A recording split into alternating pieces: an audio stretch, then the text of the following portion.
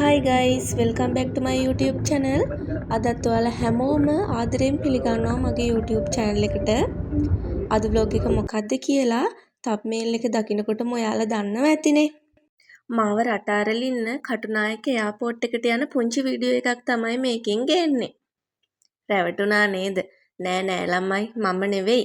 කවුද ඉතින් රට යන්නේ? අපි කාව ඇරලන්නද මේ කටුනායක එයාපෝට් එකට යන්නේ කියලා බලන්න නම් වීඩියෝ එක ඉවර වෙනකම්ම බලන්න වෙනවා.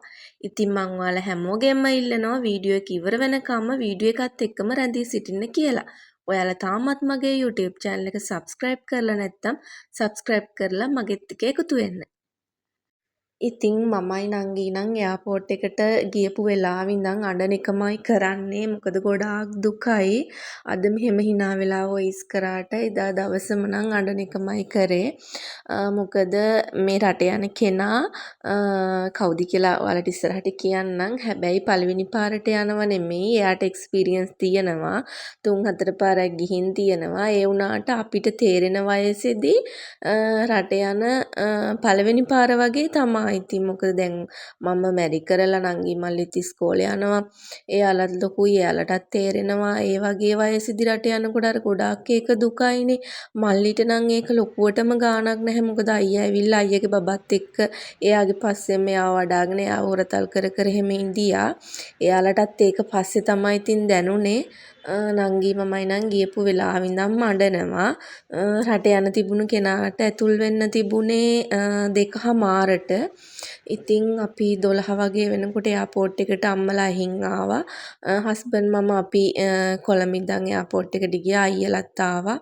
චූඩි මාමලා නැන්දිලා ඒගොල්ලොත් ආවා. ඉතින් අරලින්න ඉතින් අම්මලා එනකොට කෑම එහෙම අපිට හදාගෙන ඇවිල්ලා තිබුණා. අපි ඉතින් එව්වත් කාලා චුට්ටක් ඉතින් කතා කර කර ඉඳලා කොහොම හරි ඔන්න දැන් එයාට ඇතුල් වෙන්න වෙලාව ඇවිල්ලා දැන් අපි එයාපෝට් එක ඇතුළට ගියා එන්ට්‍රස් වුණා. එකෙන් ඇතුළට යනකොට ඔක්කොටම යන්න බෑ. එන්ට්‍රස් ටිකට් එක රුපියල් 500ක් එනවා. රට යන කෙනාටයි එයාව එක්කන් යන කෙනාටයි තව දෙන්නෙක්ටයි ෆ්‍රී යන්න පුළුවන් වුණා. අපි ඔක්කොම 9 දෙනෙක් ඉඳියා. ඉතුරු 5 දෙනාටම වගේ අපි ටිකට් අරගෙන ඇතුළට ගියා. ඉතින් ඔය ඇතුළට යන වීඩියෝ කීපයක් තමයි මම දාලා තියෙන්නේ. මේ වීඩියෝ එක හදලා තියෙන්නේ පුංචි වීඩියෝ ක්ලිප්ස් ටිකක් අරගෙන තමයි යාළුවනේ. ඉතින් ඔන්න ඔහොම තමයි. හැත්තමයි ඉතින් සල්ලි කියන තැනදී මිනිස්සු අපි ගොඩාක් අසරණ වෙනවා.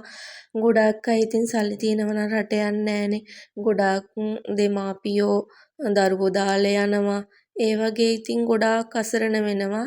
ඔන්න දැන් ওই වීඩියෝ එකේ පෙන්නන්නේ රට යන කෙනා මං කවුද කියලා කියන්නම් කිව්වනේ. ඔය යන්නේ ඉතින් අපේ අම්මා. ගොඩාක් හීන බලාපොරොත්තු තියාගෙන තමයි අපි වෙනුවෙන් රට යන්නේ. ඉතින් ඇත්තටම ගොඩක් දුකයි. ඉතින් රට යන හැමෝගෙම හීන බලාපොරොත්තු ඒ විදිහටම ඉෂ්ට කරගෙන දුකක් කරදරයක් නැතුව අහපව් අවුරුද්දෙන්ද දෙකෙන්ද තුනෙන්ද ලංකාවට සතුටෙන් එන්න කියලා තමයි ඉතින් අපි හැමෝම ප්‍රාර්ථනා කරන්නේ.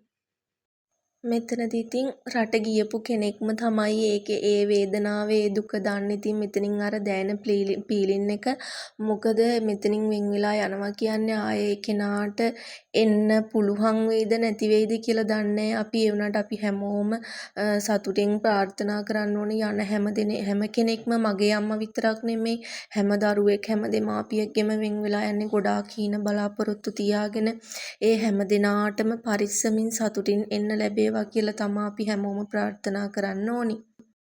ඉතින් ඔන්න ඔය විදිහට අපි අම්මවත් ඇරලිලා තාත්තලාවත් අපි බස් එකට දාලා හැමම අපිත් ගෙදර ආවා. එනකොට ඉතින් ඔය හයිවේ එනකොට ගත්ත පොඩි වීඩියෝ ක්ලිප්ස් වගේක් තමයි තියෙන්නේ.